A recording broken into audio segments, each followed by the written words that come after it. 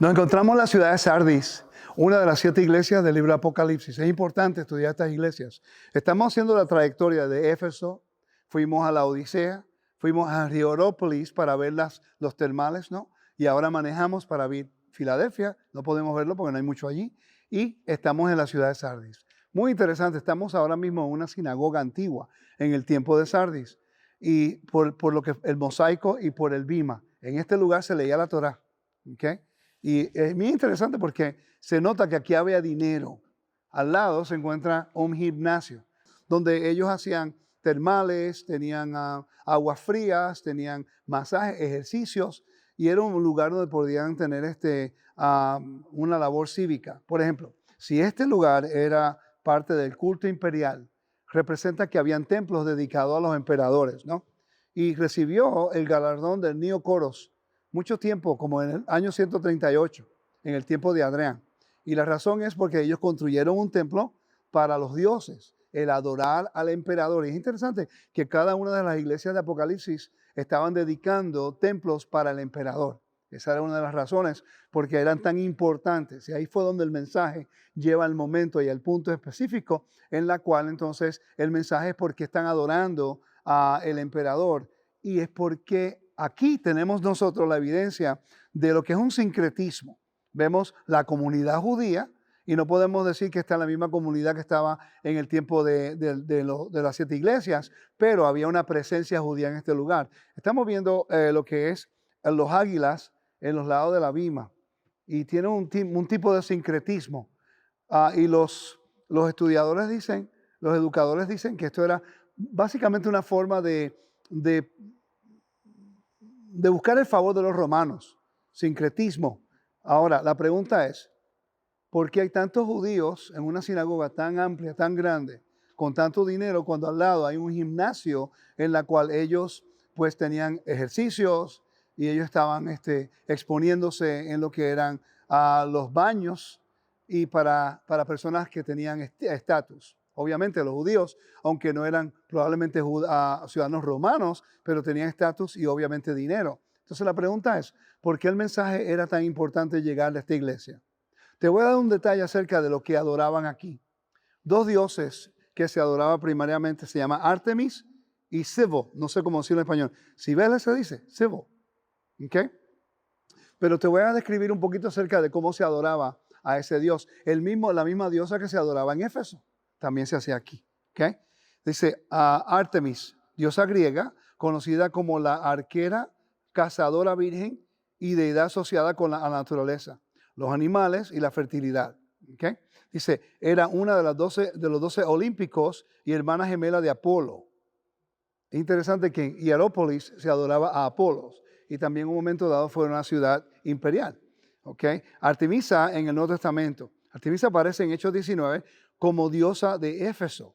En Hechos capítulo 19, versículo 23 al 41.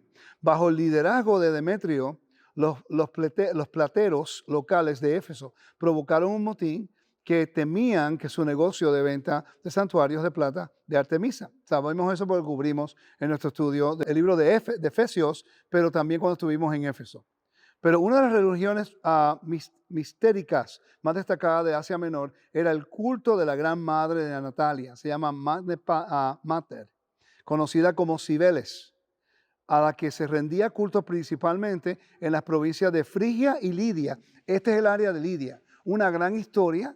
Y por cierto, este lugar tenía unas paredes, se consideraba como una de las mejor protegidas ciudades en aquel tiempo, mucho antes del tiempo greco-romano, 200, 300, 400 años antes. Entonces, tiene una gran importancia porque era un punto principal, no solamente para el reino de Lidia, pero también para el tiempo romano, ¿ok? Fue una de las, no provincias, sino una de las ciudades muy importantes para el mundo romano en un momento dado. Aunque con el tiempo la religión se extendió por todo el imperio romano, dice, un ritual asociado a este culto era el toburolismo y el criobolismo, en la que el adorar permanecía de pie en una fosa bajo una celosía de madera, mientras toros y carneros eran sacrificados por encima, bañando a adorador en sangre. Eso se adoraba en este lugar.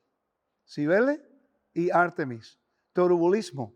Es interesante que en el libro de Apocalipsis, capítulo 1, versículo 5, menciona algo bien interesante que las traducciones tienen equivocadamente. Y dice de esta forma, dice, mas quiero recordar, perdón, estoy en el libro equivocado. Dice, y de Yeshua el Mesías, el testigo fiel, el primogénito de los muertos, el soberano de los reyes de la tierra, el que nos amó y nos liberó de nuestros pecados con su sangre. Es interesante que tengo dos versiones, español e inglés en la misma Biblia. En una dice lavados y en otra dice liberados. La palabra correcta es liberar.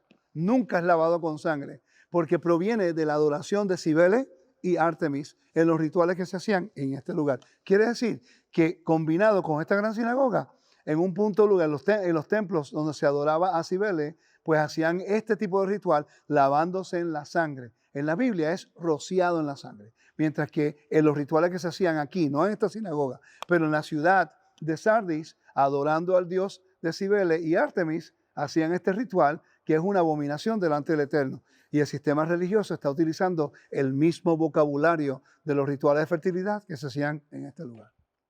Así que tenemos que estudiar y dedicarnos a entender el contexto de las cartas y el mensaje. Es posible que la carta fue escrita a esto, ¿cómo se explicó? La fertilidad, ¿cómo le podemos explicar con más detalle? La fertilidad, los rituales que se hacían y de repente la influencia que tuvieron esas cosas con obviamente el sincretismo que existió dentro de la comunidad judía en Sardis, para que podamos seguir investigando y aprendiendo del por qué las cartas del libro de Apocalipsis fueron escritas a través del mensajero que se llama Juan. En la gran sinagoga de Sardis, estamos viendo nosotros, de acuerdo a los arqueólogos, encontraron una inscripción en donde dice que aquí es el lugar donde se ponían la Torá de la gran sinagoga. Nosotros agarramos una brújula con el teléfono y apuntaba hacia el este, exactamente la costumbre que se practica en todo el mundo con los judíos en cada sinagoga, en la cual están siempre mirando hacia el este, cuando está la Torá y el arca donde se encuentran y se depositaba la Torá.